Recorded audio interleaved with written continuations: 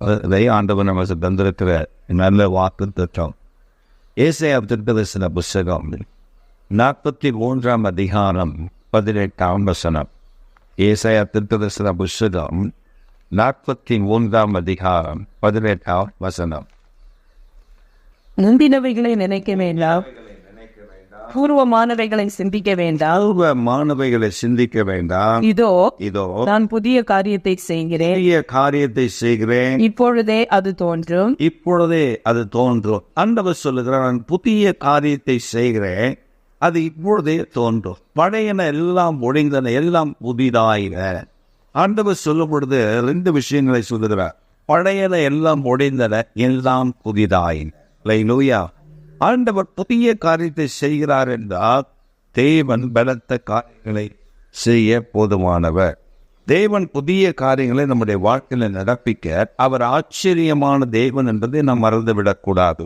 அதே சமயத்தில் தேவன் செய்ய நினைக்கிற பெரிய பெரிய காரியங்களுக்காக ஆண்டவரை துதிக்க வேண்டும். ஆண்டவர் சில முந்தினவைகளை நினைக்க வேண்டாம். நம் வாழ்க்கையில் முந்தின ஆசீர்வாதங்களை, முந்தின நன்மைகளை நாம் நினைத்து கொண்டே இருப்போம், பூர்வமானதை சிந்தித்து கொண்டே இருப்போம். ஆனால் ஆண்டவர் நம்மை நடத்துகிறதை மறந்து விடுவோம். ஆண்டவர் நமக்கு செய்கிற அற்புதங்களை நாம் எண்ணாதிருப்போம். இஸ்ரவேல் ஜனங்களை எடுத்துக்கொள்ளுங்கள். இஸ்ரவேல் ஜனங்கள், ஆண்டவர் அவர்களை ஆசீர்வதித்தார். அவர்களை அடிமைத்தன வீடாகிய எகிப்திலிருந்து அவர்களை விடுவித்து ஆண்டவர் கொண்டு வருகிறார். இப்போ கொண்டு வரும் பொழுது ஆண்டவர் என்ன செய்கிறாரு?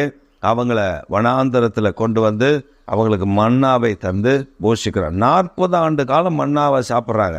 40 ஆண்டு காலத்தில் மன்னா சாப்பிடும்போது அவங்களுக்கு கறி சாப்பிடணும்னு ஆசை வந்தப்ப 1 மாதம் அளவும் சாப்பிடுவதற்கு ஆண்டவர் காடைகளை கத்த தந்தார். 1 நாள் 2 நாள் அல்ல, 1 மாதம் அளவும் அவர்கள் உட்கொள்வதற்கு ஆண்டவர் காடையை அவர்களுக்கு கட்டளையிட்டார். எவ்வளோ பெரிய ஆசீர்வாதம் பாருங்க. இப்படி நடத்தினார். பாதரட்ச அவங்களுடைய செருப்பு பாதரட்ச படசாகலை, வஸ்திரம் பழசாகலை.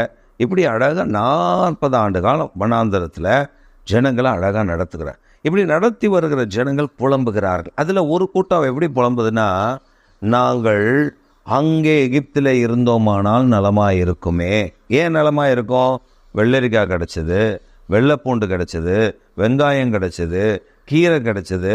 எங்களுக்கு அதெல்லாம் இங்கே ஒன்றும் இல்லை, அதெல்லாம் எங்களுக்கு ஒன்றும் இல்லை.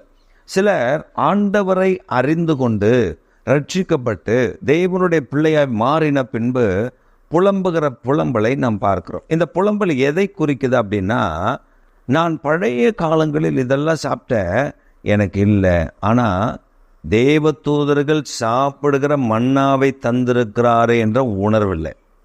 2வது, ஒரு இடத்துல அடிமையாய் கிடந்த, பெரம்படி வாங்கிட்டு கிடந்த, ஷார்ட்டி அடி வாங்கிட்டு கிடந்த, நீ இத்தனை கல் அறுக்கணும், அத்தனை கல் அறுக்கணும், இதெல்லாம் கட்டணும்னா அதெல்லாம் கட்டணும், உன்னை அவ்வளவு கட்டினமாய் ஆளோட்டிகளை வைத்து வேலை வாங்கி ஒரு ரத்தத்தை உரிந்து உன் மனைவி பிள்ளைகளை அவன் அடிமைப்படுத்தி நீ என்ன நினைக்கிற குழந்தையை பெற்றெடுக்க முடியாதபடி உன் குழந்தைய ஆண் குழந்தையை பெற்றெடுக்க கூடாதுன்ற ஒரு சட்டத்தை போட்டு இப்படியெல்லாம் செய்தானே, அந்த இடத்துலேருந்து கர்த்தர் உன்னை சுதந்திரமாய் விடுவித்து கொண்டு வந்திருக்கிறார்.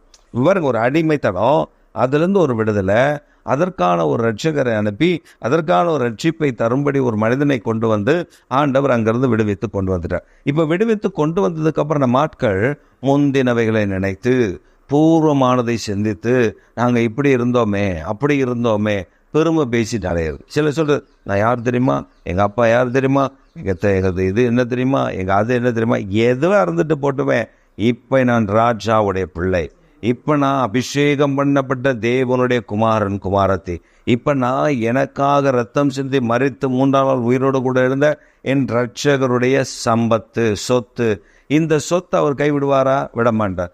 இந்த சொத்தை அவர் அழகாக நடத்த தான் விரும்புகிறார். அதனால தான் ஆண்டவர் சொல்கிறாரு, நான் முந்தினதை நினைக்காத, பூர்வமானதை சிந்திக்காத, நான் புதிய காரியத்தை செய்கிறேன், அது இப்பொழுதே தோன்றும். அது என்னன்னா, அது தோன்ற வேண்டும், அது தோன்றணும். எப்படி தோன்றும்? இப்போ தோன்றும் அப்படின்னு சொன்னால் அதுக்கு அர்த்தம் என்னென்னா, ஒரு இருள், என் வாழ்க்கையில் இருள் இருக்குது, விடியற்காலம் எப்போ வரும் நமக்கு அர்த்தம். விடியற் காலத்தில் என்னென்னா அருணோதயம் தோன்றும். அதாவது அந்த ஒளி, அந்த சூரியன் அப்படியே கொஞ்சம் கொஞ்சமாக அப்படியே வரும். அப்போ வரும்போதே நம்முடைய வாழ்க்கையில் இருக்கிற இருள் விலகும், வெளிச்சம் உதிக்கும், நம்முடைய வாழ்க்கையில் பிரகாசம் உண்டாகும், செழிப்பு உண்டாகும், நன்மை உண்டாகும். இந்த வெளிச்சம் படப்பட மரங்கள் நல்லா வளரும், இந்த வெளிச்சம் படப்பட பூக்கள் பூக்கும், இந்த வெளிச்சம் படப்பட அந்த ஆசீர்வாதங்கள் அப்படியே இறங்கி வரதை நம்ம பார்க்க முடியும். நீங்கள் பாருங்களேன், செடிகள் இரவில் பூக்காது, விடியற் காலமாகும்போது அந்த வெளுப்பு உண்டாகும்போது பார்த்திங்கன்னா நிறைய பூ அப்படியே பூக்கும். ரோஜாலாம் பார்த்திங்கன்னா அழகாக இதழ் விரிக்கும், தாமரைப்பூ இதழ் விரிக்கும். சாயந்தரம் ஆனவுடனே தாமரைப்பூ மூடிடும். ஏன்னா அதுக்கு வெயில் இல்லை. எந்த இடத்துல சூரியன் இருக்கோ அந்த பக்கம் பார்த்தா தாமரைப்பூ திறக்கும், அதுக்கப்புறம் அது மூடிடும். ஏன் இதை நான் சொல்கிறேன்னா, நம்முடைய வாழ்க்கையிலையும் அவர் நமக்கு புதிய காரியங்களை செய்ய ஆரம்பித்து விடுவார். எப்படி ஆரம்பிப்பார்? என்ன மாதிரி ஆரம்பிப்பார்? கீழே உள்ள வசந்த வாசிங்களேன். வனாந்திரத்தில் வழியையும்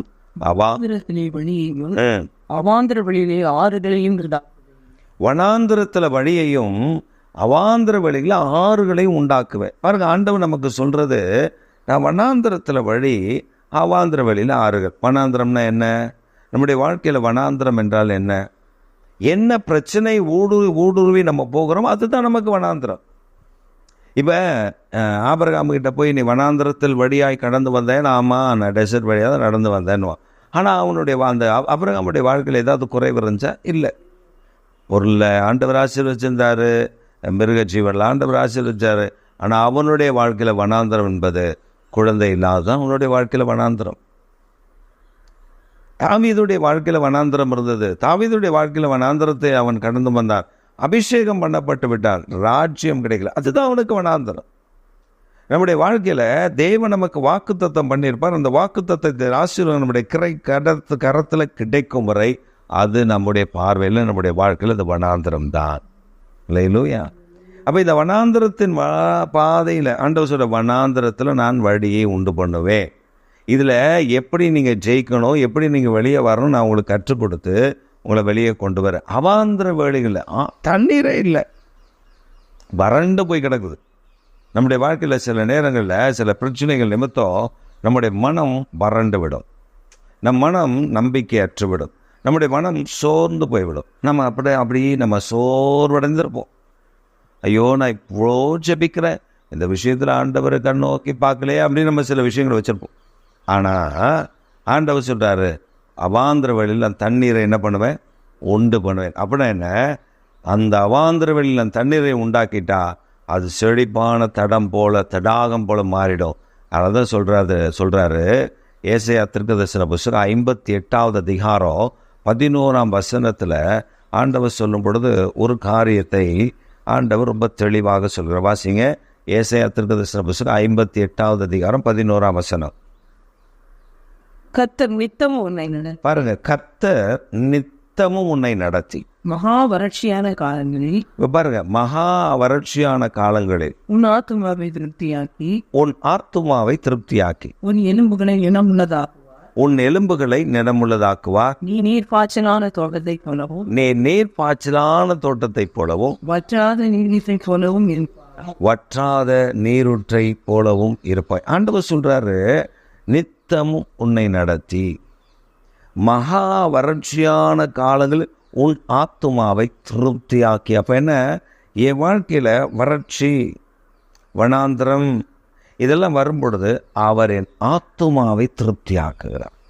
மாம்சத்தல்ல, என் ஆத்துமா திருப்தி ஆயிடுச்சுன்னா எல்லாம் திருப்தி ஆயிடும்.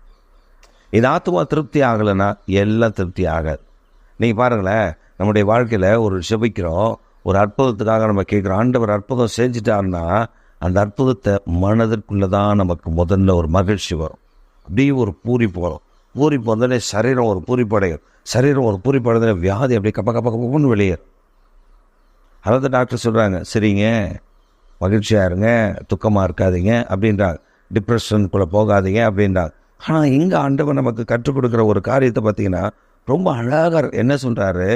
நீங்கள் அந்த வறட்சி, வறண்ட நிலத்தில் வறட்சியான காலம் ஆத்துமாவை திருப்தியாக்கி உன் எலும்புகள் எல்லாம் நான் என்ன பண்ணுவேன்? நினமுள்ளதாக மாற்றுவேன். எலும்பெல்லாம் காஞ்சி போச்சு, எலும்பில் பலன் இல்லை. ஆண்டவர் சொல்கிறாரு, எலும்பில் மாஞ்சைகளை நான் தருவேன். இந்த எலும்பில் பலன் இல்லைன்னா சரீரத்தில் பலனெல்லாம் குறைஞ்சிடும். ஏன்னா இந்த சரீரத்தில் பலன் குறைய குறைய இந்த எலும்பில் இருந்தால் மாஞ்சையில் இருந்தால் அது பலனை எடுக்கும். அந்த எலும்பில் ஒன்று இல்லைனா ஓடா போய் ஒன்றும் இல்லாமல் ஆயிடும். அப்போ ஆண்டவர் சொல்ற, உன் எலும்புகளை நினமுள்ளதாக்குவேன். அப்போ என்ன சொல்கிறாரு, நீ நீர்ப்பாய்ச்சலான தோட்டத்தை போல வற்றாத நீரூற்றை போல வந்திருப்பார்.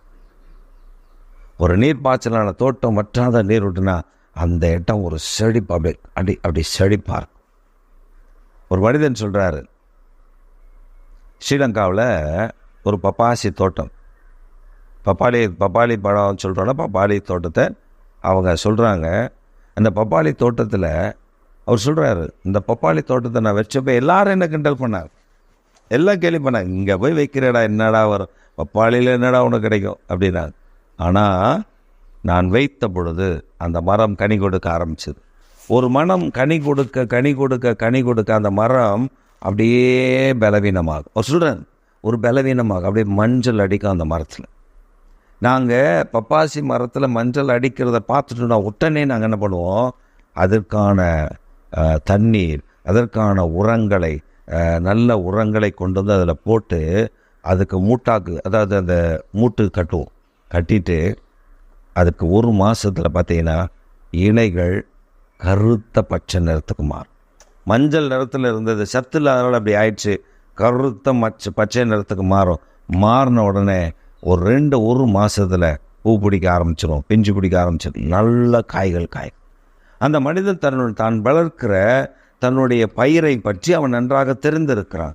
நம்முடைய வாழ்க்கையில் அப்படிதான், நம்ம ஆராதிக்கிற தேவனை பற்றி நாம் தெரிந்திருக்கணும். நாம் சோர்ந்து போகும்போது ஆண்டவர் அப்படி தான் நமக்கு கொடுக்க வேண்டிய நன்மைகள், ஆத்மாவை திருப்தியாக்கி, எலும்புகளை நினமுள்ளதாக்கி, நீ நீர்ப்பாய்ச்சலான தோட்டம்பா, நீ வற்றாத நீர் ஊற்றுப்பா, இப்படி தாம்பா வளருவ அப்படின்னு சொல்லி கர்த்தர் நம்மை உயர்த்தி காண்பிப்பார்.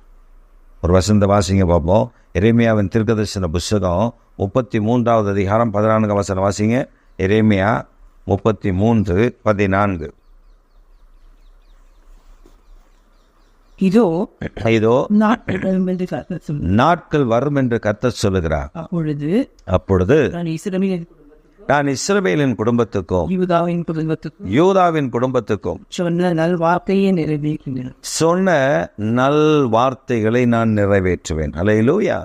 ஆண்டவர் சொல்றார், இதோ நாட்கள் வரும் என்று கர்த்தர் சொல்லுகிறார். நான் யூதாவின் குடும்பத்திற்கும் இஸ்ரவேல் குடும்பத்திற்கும் சொன்ன நல் வார்த்தைகளை நான் நிறைவேற்றுவேன்.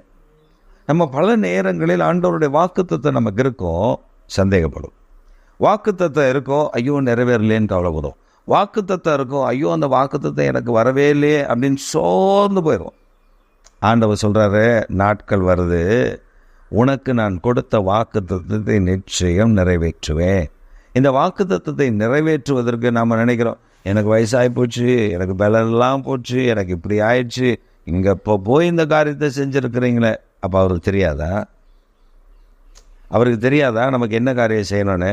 என் பலவீனத்திலேயும் என் பலத்தை தந்து இவன் என்ன செய்கிறான் என்று பார்ப்பா. அதுக்கப்புறம் ஆண்டவர் தம்முடைய நாமத்தை உயர்த்தி விடுவா. அல்லேலூயா. ஆண்டவர் நமக்கு ஒரு காரியத்தை செய்கிறான்னா என்ன செய்கிறாரு? நாட்கள் வரும், ஒரு காரியத்தை சொன்னால் ஒரு நாட்களை வச்சிருக்கிறேன். ஆகாய தீர்க்கதரிசன புஸ்தகம் 2வது அதிகாரம் 3ஆம் வசனம் சொல்லுகிறது, குறித்த காலத்துக்கு தரிசனம் வைக்கப்பட்டிருக்கிறது, அது முடிவில் விளங்கும், அது தாமதித்தாலும் அதற்கு காத்திரு, அது தாமதிப்பதில்லை. அப்படின்னா என்ன? ஆண்டவர் ஒரு வாக்குத்தத்தத்தை தந்திருக்கிறார். ஆபக்குக்கா ஆகாயா? ஆபக்குக் 3:2-3. ஆபக்குக் புஸ்தகம் 2வது அதிகாரம் 3ஆம் வசனம். குறித்த காலத்துக்கு தரிசனம் வைக்கப்பட்டிருக்கிறது, முடிவிலே அது விளங்கும், அது பொய் சொல்லாது, தாமதித்தாலும் அதற்கு காத்திரு, அது நிச்சயமாய் வரும். அல்லேலூயா. அது தாமதிப்பது நிச்சயம் வரும். அப்ப நமக்கு ஒரு வாக்குத்தத்தத்தை கொடுக்கிறார். அந்த வாக்குத்தத்தம் நிச்சயமாய் நம்முடைய வாழ்க்கையில் நிறைவேறும். ஆபிரகாமுக்கு ஒரு வாக்குத்தத்தத்தை கொடுத்தார். அந்த வாக்குத்தத்தத்துக்கு அவன் 25 ஆண்டுகள் செலவு பண்ண வேண்டியது இருந்துச்சு. ஒரு குழந்தையை கொடுப்பேன்னு சொல்லிட்டார். அவன் நினைக்கிறான், குழந்தையை கொடுப்பேன்னு சொல்லிட்டீங்க, இன்னும் வாக்குத்தத்தம் நிறைவேறலையே. 90 வயசு 99 வயசு ஆயிடுச்சு, அவளுக்கு 89 வயசு ஆயிடுச்சு. இனி அவன் சொல்கிறான், இனி எங்கள் வாழ்க்கையில் ஒரு குழந்தை. ஆனால் கர்த்தர் இந்த வயதான காலத்தில் அவர் வார்த்தையை அவர் மாறவில்லை, மறக்கவில்லை, அவர் நிறைவேற்றினார். அவர் சொல்கிறா, சாரல் சொல்ற, 90 வயதில் நான் குழந்தைய பெற்றெடுத்தேன்னு சொன்னால் சிரிக்க மாட்டான். 90 வயதில் என் குழந்தைக்கு நான் பால் ஊட்டுறேன்னு சொன்னால் சிரிக்க மாட்டான். ஆனால் அவள் பால் கொடுத்தாள், அவள் பிள்ளையை வளர்த்தா. 37 ஆண்டுகள் அவனை வளர்த்தெடுக்க அவர் உயிரோடு கூட கர்த்தர் வைத்திருந்தார். நீங்கள் வேதத்தில் இப்படி இப்படி பார்த்தீங்கன்னா, லூக்கா எழுதின சுவிசேஷத்துலேயும் சகரியா எலிசபெத்தை குறித்து சொல்லப்படுது. சகரியா ஒரு ஆசாரியர், லேவி ஆசாரிய கோத்திரத்தை. இந்த ஆசாரிய கோத்திரத்தில் இருக்கிற இந்த லேவி கோத்திரத்தில் இருக்கிற இந்த சகரியா, அவன் பிரதான ஆசாரியனா அந்த வருஷத்தில் அவனை போட்டிருக்காங்க. அவன் அந்த பதவியில் வந்திருக்கிறான். இப்போ போய் அவன் பலி செலுத்தணும். பலி செலுத்திட்டு அப்படி நிற்கும் போது ஆண்டவர் அவனோடு கூட பேசுகிறான். உன் ஜெபங்கள் கேட்கப்பட்டது. என்ன ஜெபத்தை கேட்டார்? அவன் வாலிபத்தில் ஜெபம் பண்ணான். 20 வயசில் ஜெபம் பண்ணானோ 25 வயசில் ஜெபம் பண்ணான்னு. இப்போ பிரதான ஆசாரியனை வரணும், வயசாகிருக்கணும். 60 வயசுக்கு மேலே இருந்தால் அவன் என்ன பண்ண முடியும்? பிரதான ஆசாரியனை வர முடியும். அது எல்லாரும் வர முடியாது, ஒரு சிலருக்கு அந்த பாக்கியம் கிடைக்கும். அப்போ பிரதான ஆசாரியனை ஒருவன் வந்திருக்கானா, அவனுக்கு வயது முதிர்ந்த வயது. இந்த முதிர்ந்த வயதில் அந்த தூதன் வந்து சொல்லுகிறான், உன் ஜெபங்களை நான் கேட்டேன், கர்த்தர் அதை கேட்டார், உனக்கு பதில் கொடுத்திருக்கிறார், உனக்கு ஒரு குமாரனை தருவார். இவன் சொல்கிறா, எப்படி நடக்கும்? அப்பயாவது அப்படி கேட்டான்.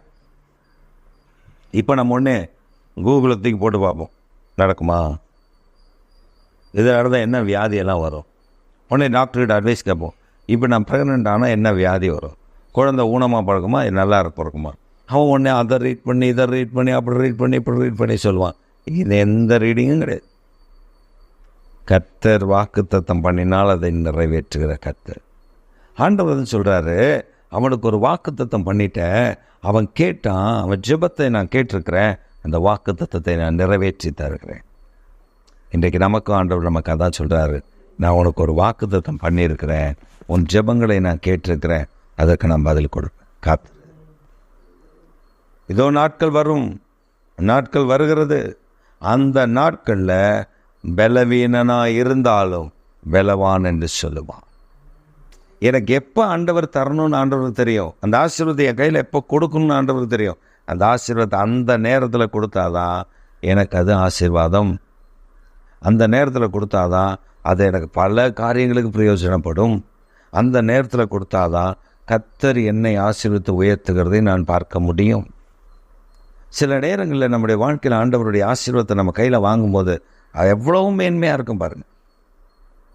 ஏற்ற வேளையில் கர்த்தர் தருவார். அப்படியே நம்ம சோர்ந்து போயிருப்போம். ஆண்டவர் ஒரு காரியத்தை தந்தபார், நான் தரேன், அதுதான் கர்த்தர், அதான் கர்த்தர். நான் சில நேரத்தில் யோசித்து பார்க்குறேன், ஐயோ என்னால் ஜீரணிக்க முடியாத நன்மைகள்லாம் கர்த்தர் செய்வார்.